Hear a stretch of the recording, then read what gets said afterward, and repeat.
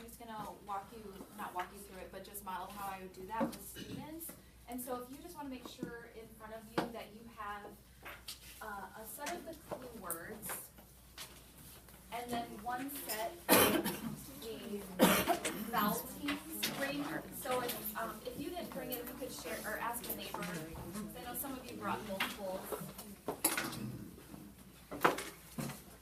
So I'm not sure, there's different lesson plans out there as far as the script goes. I'm going to start off with the high frequency word portion, and then I'm going to go into the phonics portion. So for the high frequency word portion, you are teaching sight words or high frequency words that students don't know. Some ways that you can do that is you can assess them to figure out which words they are missing from each grade level so that you know which word list to pull from for high frequency words. And I have a resource, I forgot to bring it with me, but I do have a resource for assessing that through 4th grade, so then you can see, okay, so which list of high frequency words should I be teaching my students? If they're a 3rd grader and they're missing 1st grade words, then that would be where I would start teaching. What I'm going to do today for the sake of modeling is I just pulled out some of the high frequency words that are going to be in the passage of the decodable text. That way you're front loaded before you start reading that text, okay? So what we'll do is, you can do this different ways. I'm going to show you how I do it. You could have the list of words already in front of you. I'm just going to have you guys write those. So I'm going to go right to the lesson. The first word we are going to work with is the word find. What word? Find. Watch me count the sounds in find. I-n-d. There are 4 sounds in find. Watch me write the word find. F-I-N-D. There are 4 sounds and 4 letters in the word find. To know this word, you have to know how the letters and sounds work together. In the word find, the F says F, the I says I, the N says N, and the D says D. That word is find. What word? Find. Write find. And you can just write it like on the script or on the back of the script. So this is where I would have kids just write it down. Sometimes this is easier.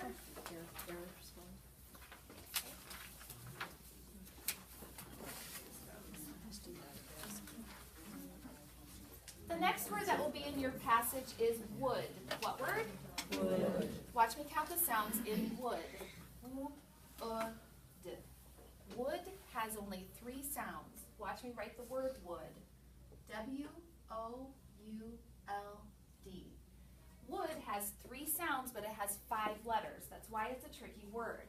In the word wood, the W says W, the O-U-L say and the D says D. What's the word? Wood. Wood. Then I would have you write the word wood on your paper. Any questions about those sounds at all? How I did that? Okay. All right, the next word that we're going to talk about is does. What word? Does. Watch me count the sounds. D, z. So does has 3 sounds. Watch me write the word does. D-O-E-S. So does has 3 sounds, but it has 4 letters. In the word does, the D says D, the O-E kind of make an sound, and the S makes a Z sound. That word is does. What word? Does. And then I would have you write the word does. Okay. I think I got a splatter. Okay. The next word is when. What word? When. Watch me count the sounds. When has 3 sounds. Watch me write the word when. W-H-E-N. When has 3 sounds, but it has 4 letters. So when is a tricky one. We don't pronounce that when we say when. We usually just say when. So I typically just tell kids the WH go together to say w, because that's how they're going to pronounce it. They'll pronounce it as w. But sometimes it is helpful because we do have kids that confuse the WH with the TH and they confuse it in spelling. And sometimes I tell the older students, we used to pronounce that and we used to say when. But I'm not saying that you have to start pronouncing those words that way because that would be very difficult. So the WH go together to say wh, the E says eh, and the N says mm. This word is when. What word? When. And then the last word is around. What word? Around. Watch me count the sounds in around. R, ow, d. Around has 5 sounds. Watch me write the word. A-R-O-U-N-D. So around has 5 sounds, but it has 6 letters. The A says the R says the O-U go together to make the ow sound. The N says and the D says d. The word is around. What word? Around. And then you would write around. Okay, so now that we've gone through those words, I'm going to ask you to point to the word and spell it out loud. Point to around. Spell it.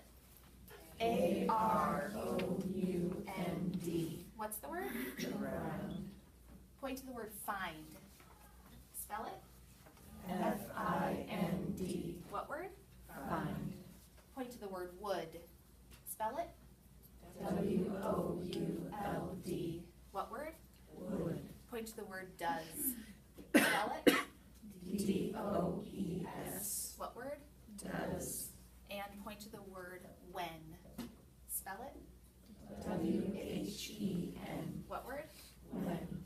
Okay, so I do build in that chanting of the spelling because I found that kids have a hard time spelling quickly and chanting those spellings, and that supports the reading and the spelling of sight words, chanting the spelling of those, because they are tricky. You can't really rely solely on sounds to figure those out. Yes? So before you end, just to reiterate, you would not skip the sight words, or what does she call them? High frequency words, unless you've established that your students truly know all the sight words up to their grade level. Absolutely. That's the only reason you'd be skipping this portion of any Walpole kid. Right, and Okay. there are kids like that are really good at sight words, but they have the holes in phonics, especially with older students. I see that a lot with like 4th and 5th graders, but I would want assessment to establish that. So like the assessment that I will share with you, you give them 5 different levels of sight words, and if they pass their grade level sight words, you don't have to go in and intervene. Or if you do feel like your students would be more successful if you front-loaded those from the passage, you could do that too, like I did today. And you want them spelling that every day, you want to do this Yeah, each time. Yes, you want to work through that routine with every single word, and so I know most of you are probably teaching 5 words a week, so walking through that every single day for that 5 days to really make it stick, because the kids that do struggle with sight words, it's so hard to get them to master those. Any questions about how I split the sounds up at all? So like with sight words, you, like in the word does, when I said the S made the Z sound, you want to say the sound that it makes when you say the word. Okay? You said Alright. 5 words a week? Yeah, yep.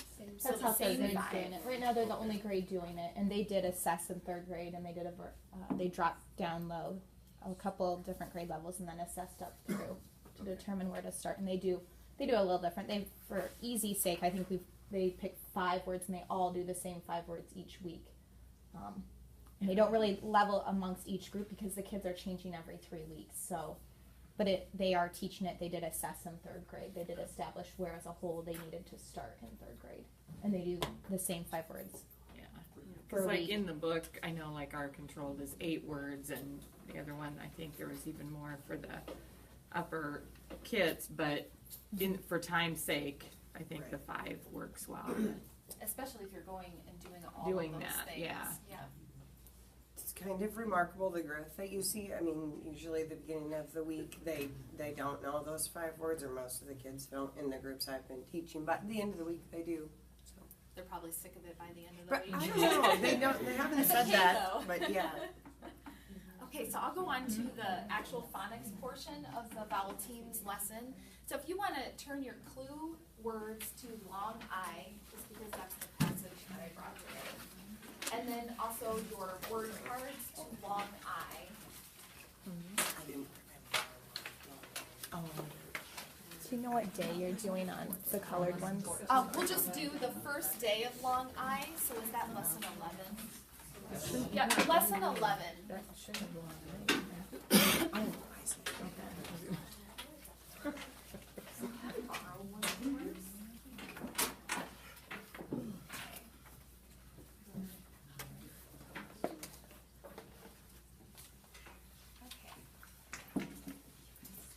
Alright, so you've already taught your students how to read short vowels, R-controlled vowels, and vowel consonant E patterns.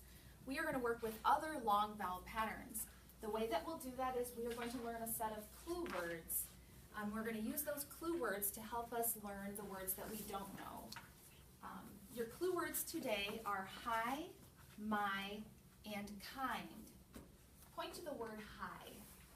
In the word hi, the pattern IGH makes the I sound. Point to the word my. In the word my, the final Y makes the I sound. Point to the word kind. In kind, a single I makes the I sound when it is in the middle. Okay, so what we're going to do is we're going to use these clue words to help us read the words on our card. So then I have the kids, they'll have this right above their cards, and then I'm going to borrow a card here.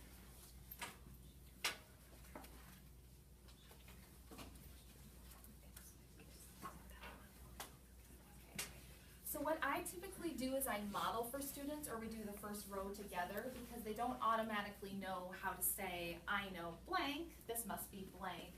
So I would say to them, all right, so I'm going to use these clue words, watch me first. I'm going to look at my first word. I see my first word has the IGH pattern.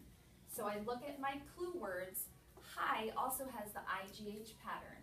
I'm going to say, I know hi, this must be bright. Look at the next word. What pattern does that word follow? My. So you're going to say, I know my, this must be cry. Let's do the next one together. What pattern does that word follow? Kind. Kind. So say it with me. I know kind, this must be child. Let's do the last one together. I know kind, this must be blind. And then you could go through the whole card together, which is what I'll do with you guys today, especially on that first time, if you're doing this for the first time with kids, because they just don't get the procedure yet. So let's go to the second row. Look at your clue words. Let's say it together. I know kind, this must be bind. Next word. I know high, this must be fight. Next word. I know my, this must be spry. Next word. I know high, this must be light. Next word. I know my, this must be spy. Next word. I know my, this must be try. Next word. I know high, this must be flight. Last word. I know my, this must be why. So again, we want to keep students together. We're not taking turns around the table. The reason why I say next word is to make sure that everybody is sticking together, and that way you give those slower processors time to move on to the next word. Because I do have kids that just expect to fly through that, and then the other kids can't catch up, and then you can't catch mistakes. So that's why I filled in that cue. I know it seems laborious at first, but you can go faster as kids go on. Any questions about that portion? So if you have one kid that makes a mistake, you go back. We might do that word again as a group though. I wouldn't call the kid out and say, can you do that one for me? I'd say, okay, let's do that one again. What's our clue word? And then let's read the word. Because you still might have kids that, you know, struggle with some blends there. I'm thinking about the word bright. That has a lot of sounds in it. All right, so now I want you guys to read through the I have a word real card. quick question, Yeah. sorry. You said at first you would, because we've been going through these all together. Yep. And especially I think getting that pattern, but you said after they got the pattern, what? After they know what to say, I know blank, this must be blank, I would have them do it on their own, together. So you modeled how to do that procedure, and maybe you still wanna model that first row, but then I would have them do it. So you say next word and they still all say it I together, but know. you're not saying it. I'm not saying it with them Okay. at that point. The because way by she that broke point- down that first row for us today, just so we